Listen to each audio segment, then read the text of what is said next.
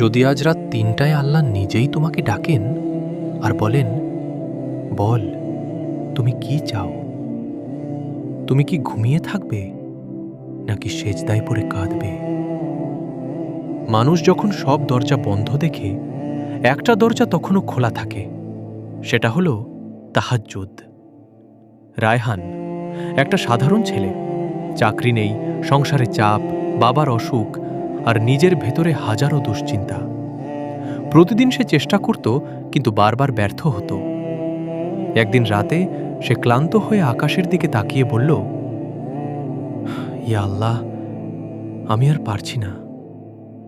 সেই রাতেই তার মা বললেন, বাবা, মানুষ যখন সবার কাছে হেরে যায় তখন আল্লাহর কাছে জিততে শুরু করে। তুমি তাহাজ্জুদ পড়ো। রায়হান প্রথম রাতে উঠতে পারেনি, দ্বিতীয় রাতেও না, কিন্তু তৃতীয় রাতে অ্যালার্ম বেজে উঠল।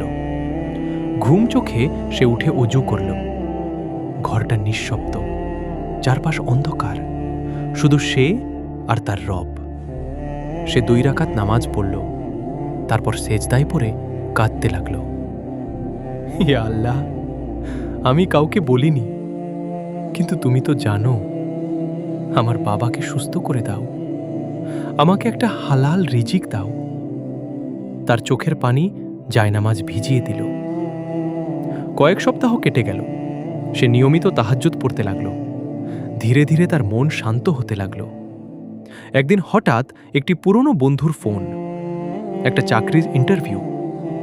রায়হান ভাবল, হয়তো এটা আমার দোয়ার উত্তর। ইন্টারভিউ দিল। কয়েকদিন পর কল এলো, সে চাকরিটা পেয়ে গেছে। আর সবচেয়ে অবাক ব্যাপার, তার বাবার রিপোর্টেও উন্নতি।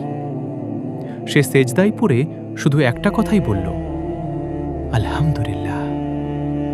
তাহাজ্জুদ মানে শুধু নামাজ না, এটা হলো তোমার আর আল্লাহর গোপন কথা। হাদিসে এসেছে, রাতের শেষ তৃতীয়াংশে আল্লাহ বলেন, কে আছে যে আমাকে ডাকবে, আমি তার ডাকে সাড়া দেব। এই সময়ের দোয়া ফিরিয়ে দেওয়া হয় না, হয়তো সাথে সাথে নয়, কিন্তু সঠিক সময়ে, সেরা ভাবে।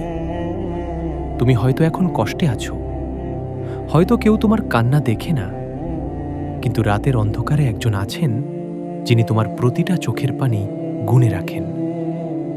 আজ রাতেই চেষ্টা করো, 2 রাকাত, শুধু 2 রাকাত তাহাজ্জুদ।